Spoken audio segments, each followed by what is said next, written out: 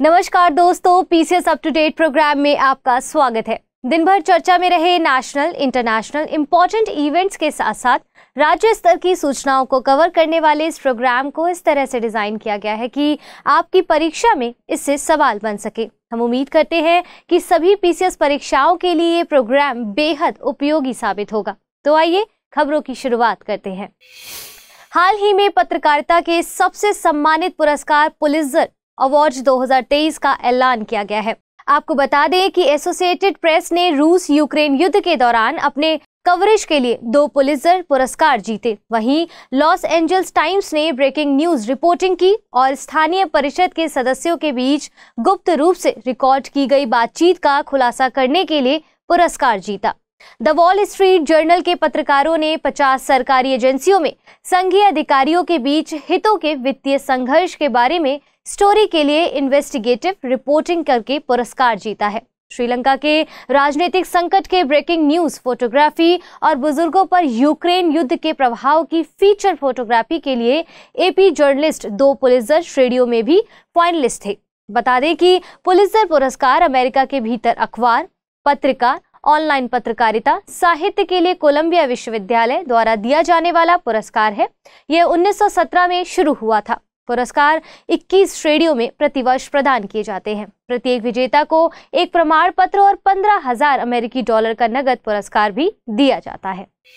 हाल ही में पहला भारतीय आसियान नौसैनिक अभ्यास दक्षिण चीन सागर में सिंगापुर द्वारा सफलतापूर्ण संपन्न हुआ। इसमें भारतीय नौसेना की तरफ से आईएनएस दिल्ली और आईएनएस सतपुड़ा ने अपनी क्षमताएं प्रदर्शित की हैं। गौरतलब है कि ये आसियान समूह के साथ इस तरह का पहला नौसैनिक अभ्यास था। इस अभ्यास को AIME 2023 ASEAN India maritime exercise नाम दिया गया। एम 2023 के तहत 2 से 4 मई तक हार्बर चरण और 7 से 8 मई को समुद्री चरण आयोजित हुआ है। भारतीय नौसेना प्रमुख एडमिरल आर हरि कुमार ने रिपब्लिक ऑफ सिंगापुर नेवी के प्रमुख सीन वॉट के साथ अभ्यास का उद्घाटन किया था। आपको बता दें कि अपने एक तरफा दावे वाले दक्षिण चीन सागर में भारत की मौजूदगी से चौंकने हुए चीन के कुछ जहाज भी सैन्य अभ्यास वाले समुद्री क्षेत्र से बेहद करीब नजर आए। ये सैन्य अभ्यास वियतनाम नियंत्रित आर्थिक जोन में हो रहा था। तभी चीनी नौकाएं वहां पहुंची। हालांकि उनका युद्धपोतों से आमना सामना नहीं हुआ। एम का समुद्री चरण जिस दक्षिण चीन सागर में हुआ उसके 80% हिस्से पर चीन अपना अधिकार बताता है। हालांकि यहाँ मौजूद कई अन्य देश इस अधिकार को मान्यता नहीं देते हैं। अमेरिका, सऊदी और संयुक्त अरब अमीरात के साथ नई क्वाड बैठक में डोभाल ने खाड़ी में बुनियादी ढांचे की पहल पर चर्चा की है। हाल ही में सऊदी प्रिंस और प्रधानमंत्री मोहम्मद बिन सलमान के द्वारा भारत और अमेरिका और संयुक्त अरब अमीरात के नेशनल सिक्योरिटी एडवाइजर की एक विशेष बैठक की मेजबानी की गई है। आपको बता दें कि भारत के राष्ट्रीय सुरक्षा सलाहकार अजीत डोभाल और अमेरिकी राष्ट्रीय सुरक्षा सलाहकार जेक सुलिवन दोनों इस बैठक के हिस्सा बने। सुर्खियों में रहने के कारण इन 4 देशों को पश्चिम एशिया में एक और महत्वपूर्ण क्वाड के रूप में देखा जा रहा है। आपको बता दें कि भारत, ऑस्ट्रेलिया, जापान और यूनाइटेड स्टेट्स से पहले से ही एक क्वाड संगठन के रूप में कार्य कर रहे हैं। आइए इस बैठक के दौरान सुर्खियों में रहे कुछ महत्वपूर्ण मुद्दों पर चर्चा करते हैं। गौरतलब है कि भारत, अमेरिका और खाड़ी देश सऊदी और यूएई मिलकर एक मेगा प्रोजेक्ट पर काम करने की योजना बना रहे हैं। इस योजना के अंतर्गत मध्य पूर्व एशिया को रेलवे नेटवर्क के माध्यम से जोड़ने की योजना है, जिसके फलस्वरूप मध्य पूर्व एशिया को समुद्र के जरिए भारत सहित दक्षिण एशिया से जोड़ा जा सकेगा। इस प्रस्तावित महत्वाकांक्षी परियोजना में भारतीय रेल के विशेषज्ञों का इस्तेमाल भी किया जाएगा, जिसे ब्लू डॉट नेटवर्क नाम दिया गया है। विशेषज्ञों के अनुसार इस महत्वाकांक्षी परियोजना को चीन के बेल्ट एंड रोड इनिशिएटिव के काउंटर प्रोजेक्ट के रूप में देखा जा रहा है। गौरतलब है कि चीन पहले से ही इन क्षेत्रों में अपने belt and road initiative project के जरिए अपनी पैठ को मजबूती प्रदान करने की कोशिश कर रहा है। हाल ही में मोचा चक्रवात सुर्खियों में रहा है। भारतीय मौसम विज्ञान विभाग के अनुसार दक्षिण पूर्वी बंगाल की खाड़ी के ऊपर एक कम दबाव का क्षेत्र बन रहा है, जो कि इस क्षेत्र में चक्रवात की संभावनाओं को बता रहा है। इसी चक्रवात को अनौपचारिक रूप से मोचा कहा जा रहा है। इस चक्रवात की अंडमान और निकोबार द्वीप समूह में खतरनाक होने और उत्तर में बांग्लादेश और म्यांमार की ओर बढ़ने की संभावना भी जताई जा रही है। गौरतलब है कि लो प्रेशर क्षेत्र या कम दबाव का क्षेत्र गर्म हवाओं के ऊपर उठने और जाने उन क्षेत्रों में एक प्रकार का वैक्यूम बन जाने का परिणाम है, जिसके फलस्वरूप उन वैक्यूम क्षेत्रों को भरने के लिए ठंडी हवाओं का आगमन शुरू होता है, जो कि तेज हवाएं और साइक्लोन जैसे परिस्थितियों को उत्पन्न करते हैं।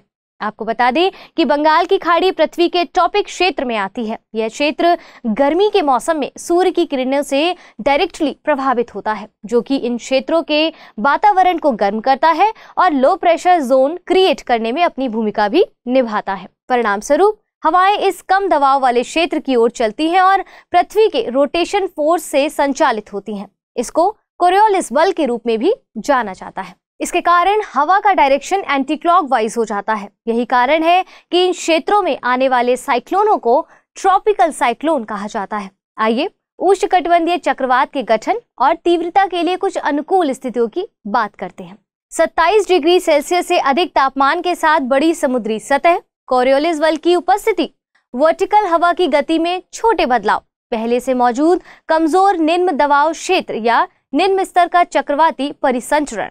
बीते दिनों सॉवरेनिटी और इंटीग्रिटी का मुद्दा कर्नाटक सहित पूरे राष्ट्रीय मीडिया पर छाया रहा है। आपको बता दें कि कर्नाटक चुनाव के मद्देनजर एक राजनीतिक पार्टी के ऑफिशियल ट्विटर हैंडल से ये लिखा गया कि ये पार्टी किसी को भी कर्नाटक की प्रतिष्ठा, संप्रभुता या अखंडता के लिए खतरा पैदा करने की अनुमति नहीं देगी। चुनाव आयोग ने इस बात के लिए राजनीतिक पार्टी से एक्सप्लेनेशन मांगा है, पर यहाँ ये सोचने वाली बात है कि क्या किसी राज्य के लिए सॉवरेनिटी या इंटीग्रिटी की बात की जा सकती है?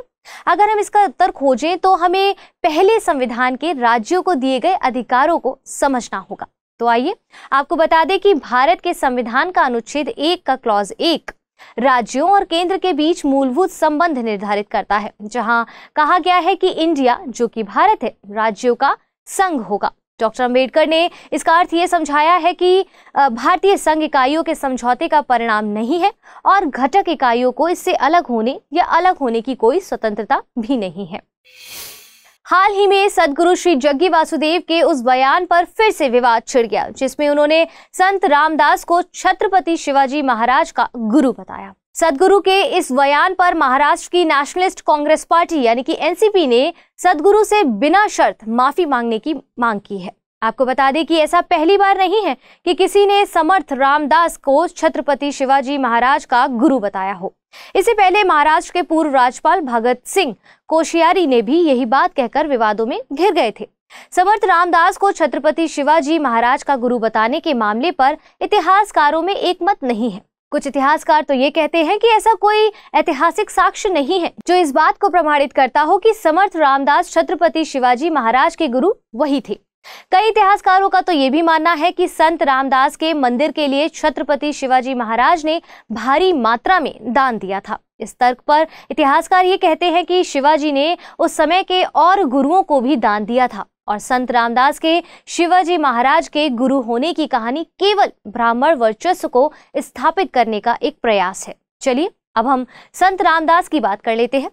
संत रामदास एक हिंदू संत, दार्शनिक, कवि और आध्यात्मिक गुरु थे। इन्होंने 12 वर्षों तक पूरे भारतीय उपमहाद्वीप का दौरा किया। इस दौरान ये विभिन्न आध्यात्मिक शिक्षकों और विविध धार्मिक परंपराओं के संपर्क में आए। राजनीतिक महत्व के नजरिए से देखें तो इनके विचारों ने लोकमान्य तिलक, आरएसएस के संस्थापक डॉक्टर हेडगेवार और बीजी सावरकर जैसे हिंदू राष्ट्रवादियों को प्रभावित भी किया है। तो फिलहाल के लिए इस सेशन में इतना ही। जल्द मिलेंगे एक और नए सेशन के साथ। तब तक के लिए धन्यवाद।